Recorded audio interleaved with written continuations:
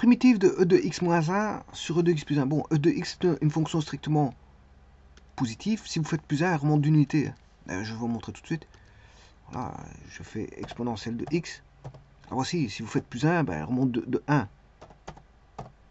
Voilà, elle remonte de 1. Donc autant e de x n'a pas de racine, autant e de x plus 1, qu'on a remonté de 1, n'en aura pas non plus. Donc ça veut dire qu'ici, dans ce cas-ci, le domaine c'est R. Voilà, le domaine c'est R.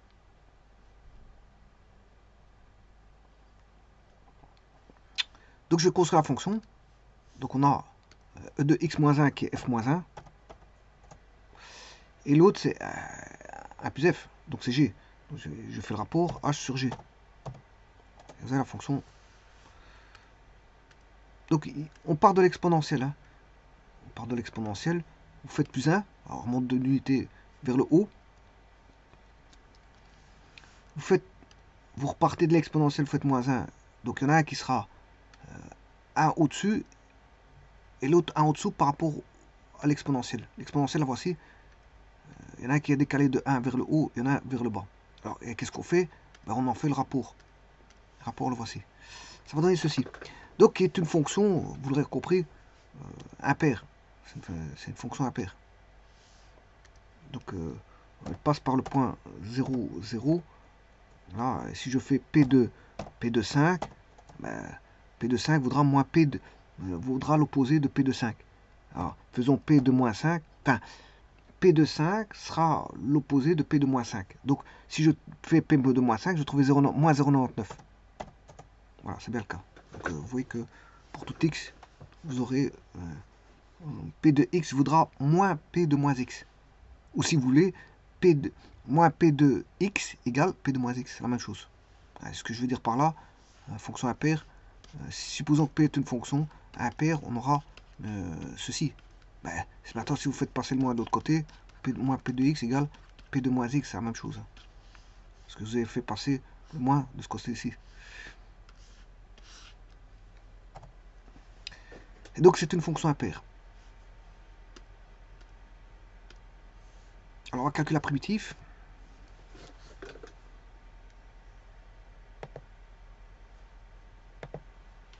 C'est une fonction assez simple.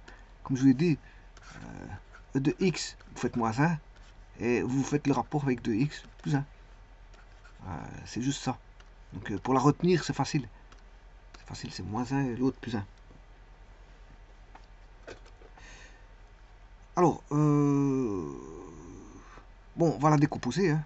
Ben, on va faire décomposer en e de x plus 1 comme ceci, moins 1 sur e de x plus 1, primitive bien sûr, avec les dx qui vont avec. Donc ce qui veut dire qu'on a deux primitives à calculer, I1 et I2. Alors, je vais calculer la I1 d'abord.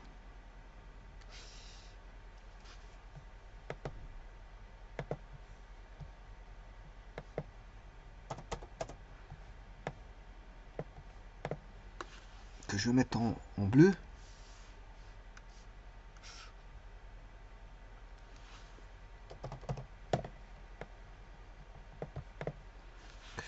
Bon, je vais poser U égale E de 1 plus E de x. Donc, U est égal à 1 plus exponentielle de x, du est égal à E de x différentielle de x. Et donc, vous voyez qu'on a directement du du sur u, hein, primitivé. Ce qui fait, bien sûr, ln de u. Et bon, u ici vaut ln de 1 plus E de x. Donc, une partie de la primitive qui a été trouvée, c'est ln de 1 plus exponentielle de x. La deuxième, je vais la faire en vert, en couleur vert, qui est I2. Alors, comment pourrait-on calculer celle-ci? C'est bon, c'est 1.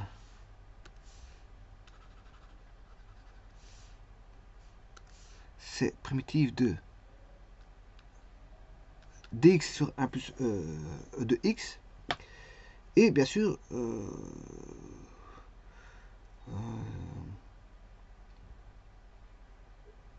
je vais sortir l'exponentielle, de telle manière à écrire e de moins x, et comme ça j'ai 1 plus e de moins x, bon, dx. Bon, là ça devient évident, parce que je vais poser du u égale 1 plus e de moins x, enfin u, v, plutôt v, parce que le u c'est l'autre là-bas à gauche.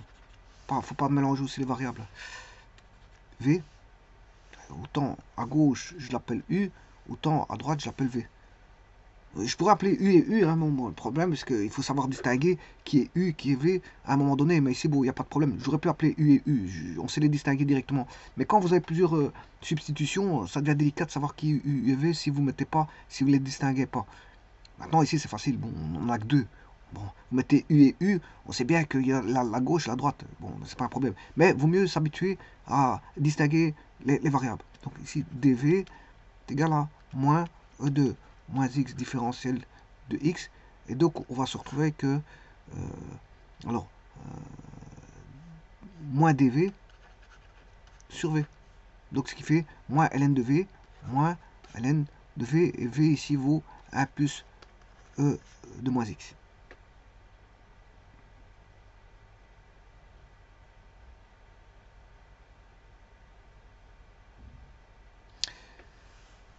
Bon, je vais rechercher les deux.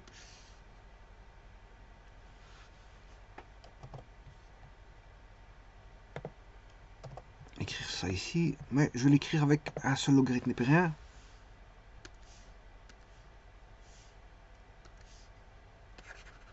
Ln de 1 plus e de x sur 1 plus e de moins x, puisque j'utilise la formule des logarithmes népériens, ln de a moins ln de b, voilà, en valeur absolue bien sûr, est égal à ln de a sur b.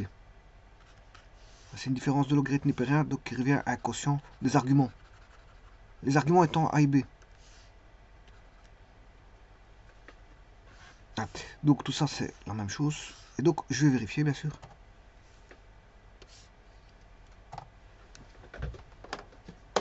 On va vérifier ça. On va juste faire l'intégrale de p.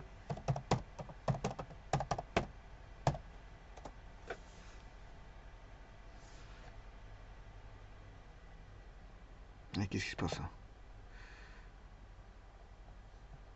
On n'arrive pas à le trouver.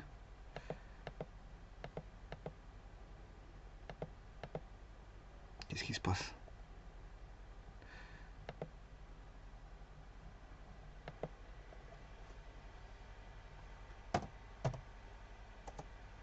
Ah, il trouve pas. Bon, je vais faire l'intégrale de la fonction qui est exponentielle de x moins 1 sur exponentielle de x plus 1.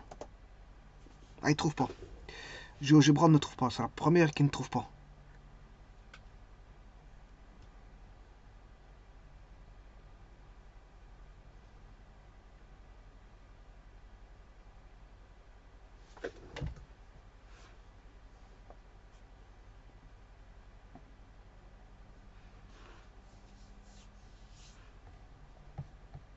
Bon, alors je vais vérifier si j'ai pas fait une erreur aussi, parce que bon là si GeoGebra ne m'aide pas pour la vérification, je vais vérifier.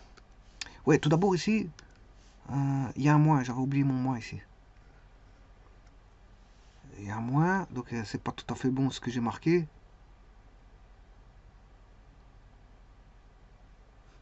Celui-ci va faire moins, donc ici ça va donner plus, parce que j'ai oublié le moins là, donc ça change tout. Plus, bon ça change tout. Ici ça va pas donner ça.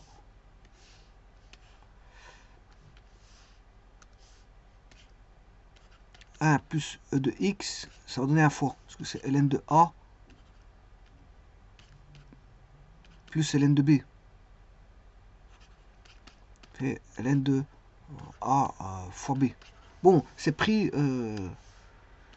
en valeur absolue. Voilà. On va dire On a ceci.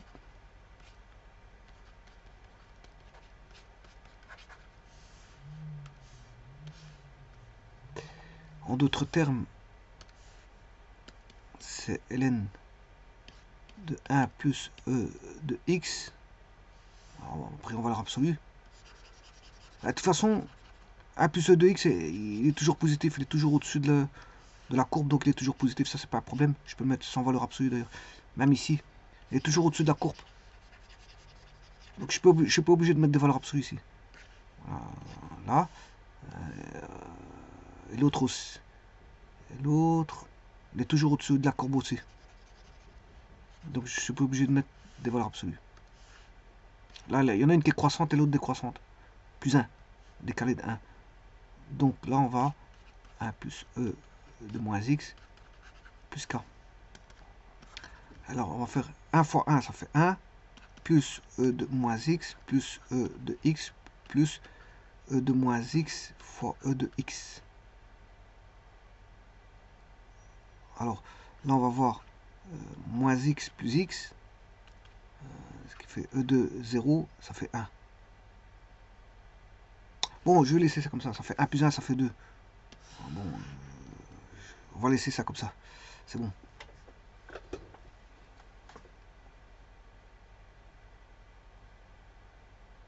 Mais je ne mettre pas, parce que bon, il me dit pas ce que c'est que la réponse. Hein.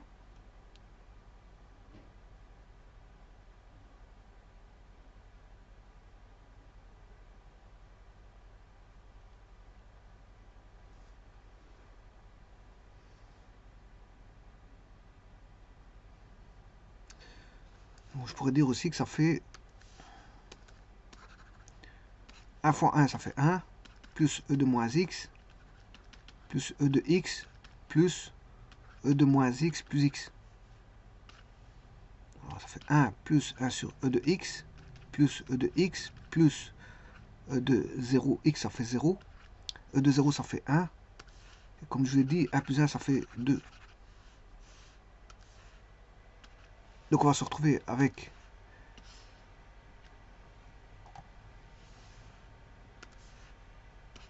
deux plus e de x plus 1 sur e de x. C'est la même chose.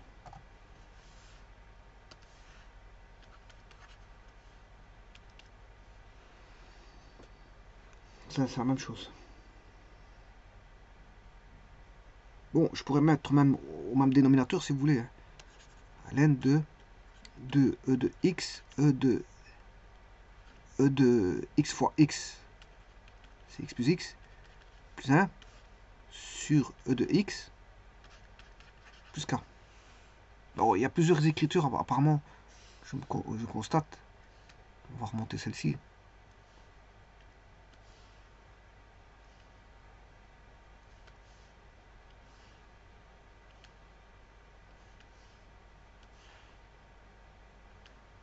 Bon, e de x plus x, c'est e de 2x.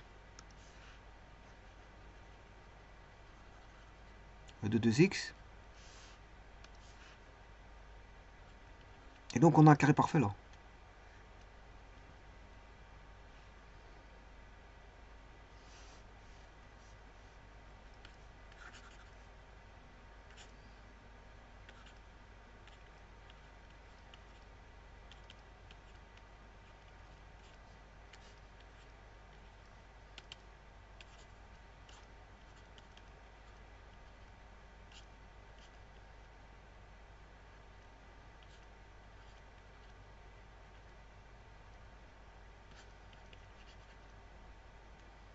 Chaque fois plus k.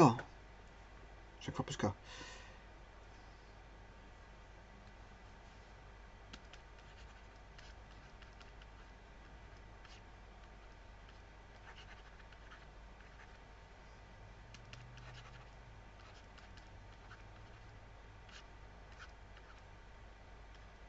Alors, ln de e, ça fait 1. Ln de e, ça fait 1.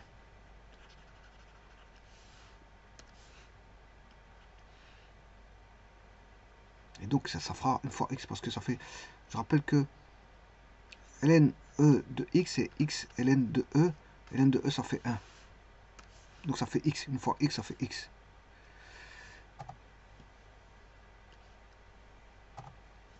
Plus k.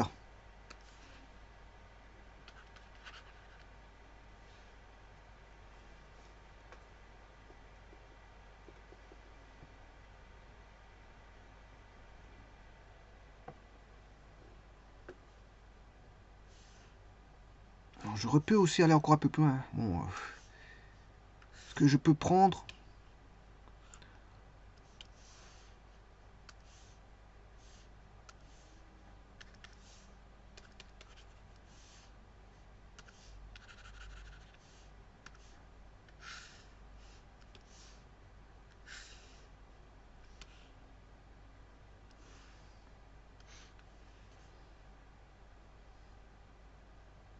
C'est 2 ln, je peux mettre 2 aussi. Ouais, c'est la dernière écriture. Parce que j'ai plus de place. 2 ln de 1 plus e de x moins x plus k, c'est aussi bon. Toutes ces écritures-là sont bonnes. Hein.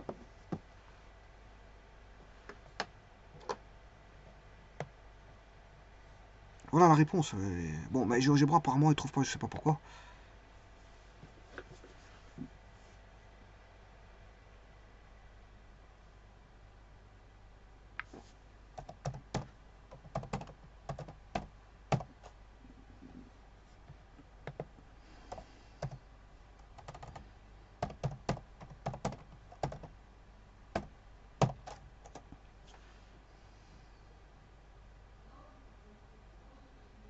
Donc là, il y a un problème.